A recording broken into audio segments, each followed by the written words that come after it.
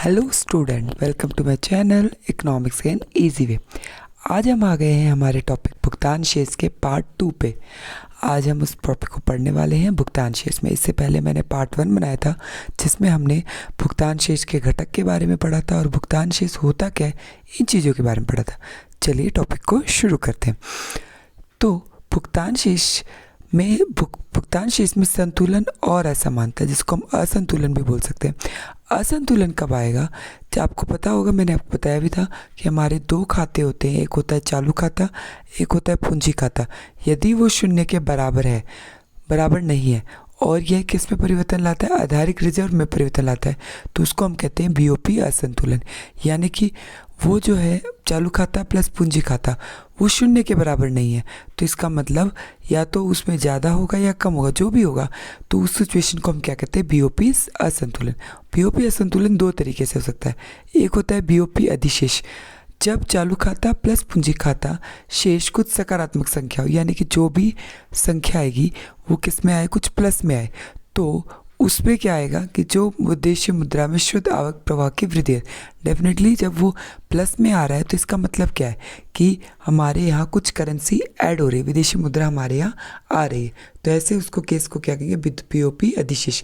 क्योंकि जो हमने विदेशों को जो प्राप्त होने वाली आय है या विदेशों से प्राप्त होने वाली आय है वो हमारी ज़्यादा है और जो हमने विदेशों को आय दी वो हमारी कम है, जिसकी वजह से बीओपी अधिशेष है।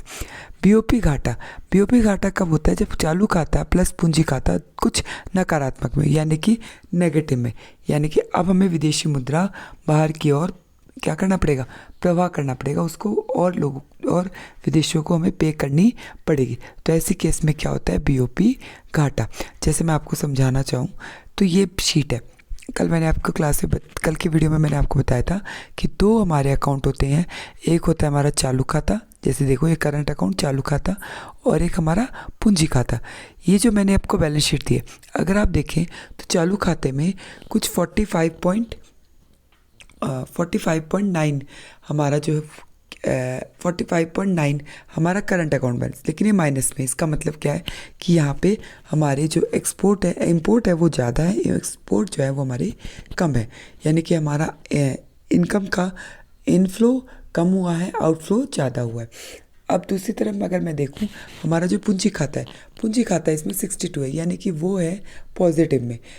जब भी हम बैलेंस शीट बनाएंगे तो दोनों को प्लस करके बनाएंगे, यानी कि current account plus capital account, यानी कि चालू खाता प्लस पूंजी खाता। तो चालू खाता को अगर मैं देखूं तो 62 माइनस 45.9।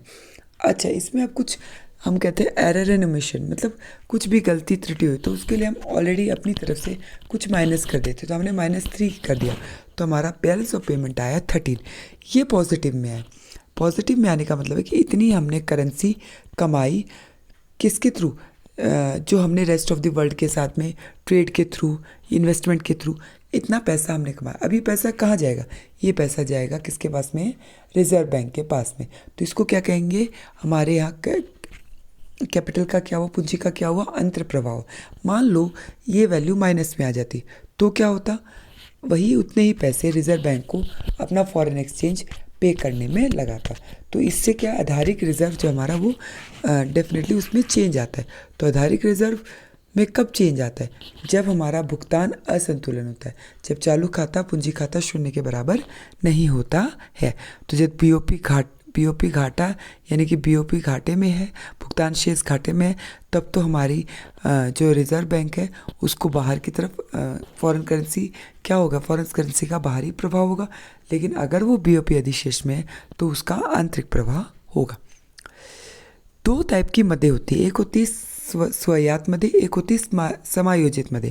स्वायत्त मदें क्या होती है? ये ऐसे बीओपी लेन देन को संदर्भित करती है जो लाभ कमाने की दृष्टि, यानी कि बीओपी में भुगतान शेष में जो भी चीज़ें लाभ कमाने के उद्देश्य से की जाती है उसको हम कहते हैं स्वायत्त मदें। जैसे कि मैंने कहा, किसी व्यक्ति ने एक्सपोर्ट किया तो वो किस मदों में आएगा? स्वायत्त मदें। किसी ने दूसरे देशों में जाके निवेश किया वो किस में आएगा? आपके स्वायत्त मदों में। इसमें बीओपी को घाटा भी हो सकता है, अधिशेष भी हो सकता है। अगर मान लो वही बात है कि एक्सपोर्ट ज़्यादा है, इंपोर्ट कम है, तो हमारे क्या हो गया? अधिशेष हो गया। तो इस मदों की वजह से घाटा और अधिशेष दोनों हो सकता है। इन वस्तुओं को सीमा पार माल की आवाजाही में शामिल होते, यानी कि इसमें वस्तुओं और सेवाओं का एक दूसरी जगह पे प्रवाह होता है। निवेश भी हम एक दूसरे की तरफ देखते हैं, तो ऐसी चीज़ें हमें देखने को मिलती है कि हम विदेश वस्तुओं का हम आयात निर्यात होते देख रहे हैं। दूसरा, हम निवेश को हम देख रहे हैं कि किसी देश में निवेश किया जा रहा है या किसी देश में हम निवेश कर रहे हैं, तो वो चीज़ें देख सकते हैं। इसे बीओपी के ऊपरी रेखा के रूप में वर्गीकृत किया जाता है। ऊपरी रेखा के ऊपर में कैसे वर्गीकृत किया था मैं आपको बता दूं। जो ये ऊपर का लाइन है, यानी कि ये जो बीओपी है, इसके ऊपर की तरफ जितनी भी मदें है वो सब कौन सी मदें कहलाती है? आपकी स्वयात मदें। यानी कि जो ये बीओपी है, बैलेंस ऑफ पेमेंट, जो आपका 14th नंबर पे लिखा है, इसके ऊपर की जितनी मदें, यानी कि 1 से लेकर जो 13 तक की मदें, ये सब की सब क्या है? स्वयात मदें। इसको हम सब लाभ कमाने के उद्देश्य से करते हैं। दूसरी होती है समायोजित मदें। यह ऐसे लेन देन को संदर्भित करता है जो देश में केंद्रीय बैंक द्वारा बीओपी असंतुलन को ठीक करने, जब मैंने आपको बताया कि बीओपी में असंतुलन या तो अधिशेष है या घाटा है, उसको ठीक करने के लिए यदि हम इसका सहारा लेते हैं तो ऐसी उद्योग को समायोजित है। इसमें कौन आता है शामिल? इसमें रिजर्व बैंक आता है। अगर घाटे में चल रहा है तो रिजर्व बैंक अपनी तरफ से पे करेगा, अगर अधिशेष में चल रहा है तो रिजर्व बैंक को पैसा मिल जाएगा। इसमें किसी प्रकार की वस्तुओं की आवाजाही नहीं होती है, इसमें कोई वस्तुओं का लेन देन नहीं होता है। इसमें सिर्फ आधारिक रिजर्व है, उसमें ही क्या होता है? उसमें ही परिवर्तन आते हैं। यह मदें बीओपी के निचली रेखा के रूप में वर्गीकृत होती है, यानी कि इसमें जो आती है वो निचली रेखा, यानी कि ये जो बैलेंस ऑफ पेमेंट है इसके नीचे रिजर्व यूज -13.1, यानी कि रिजर्व हमारा बढ़ गया कितना? 13.1। तो ये हो गया हमारी बैलेंस ऑफ पेमेंट के निचली रेखा के ऊपर। और अगर हम स्वयात मदें देखें तो वो बीओपी के ऊपर की मदें होती हैं। तो आई होप आपको समझ में आया होगा। दूसरा है भुगतान शेष और व्यापार शेष में अंतर। ये बहुत इंपॉर्टेंट है। भुगतान शेष तो हम पढ़ते ही आ रहे।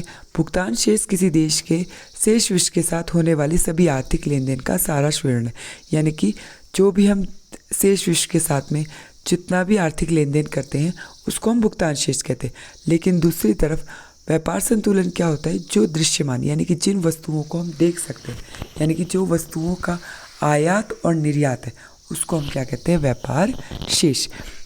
जैसे कि मैंने कहा कि वस्तुओं का, सिर्फ ये भी ध्यान रखना, इसमें सेवाएं नहीं आएंगी, इसमें सिर्फ वस्तुओं का रिकॉर्ड रखा जाता है।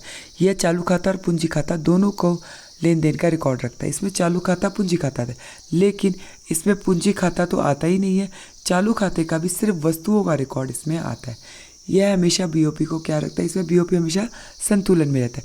लेकिन यह व्यापार शेष है, ये सकारात्मक भी हो सकता है, नकारात्मक भी हो सकता है। तो आप लोग को समझ में आया होगा भुगतान शेष, जिसमें हम कंप्लीट हम कहेंगे चालू खाता पूंजी खाता सब कुछ शामिल है। लेकिन व्यापार शेष में सिर्फ वस्तुओं का आयात और निर्यात शामिल होता है। यह सकारात्मक नकारात्मक भी हो सकता है, कौन? व्यापार शेष। बट भुगतान शेष हमेशा संतुलन में रहता है। तो आई होप आपको समझ में आया होगा। मैंने बैलेंस शीट आपके लिए ऐड कर दिया, आप इसको भी ज़रूर देखिएगा, ठीक है। तो अगर आपको समझ में आया है तो डेफिनेटली चैनल को सब्सक्राइब कर दीजिए और वीडियो को शेयर ज़रूर कीजिए। Thank you.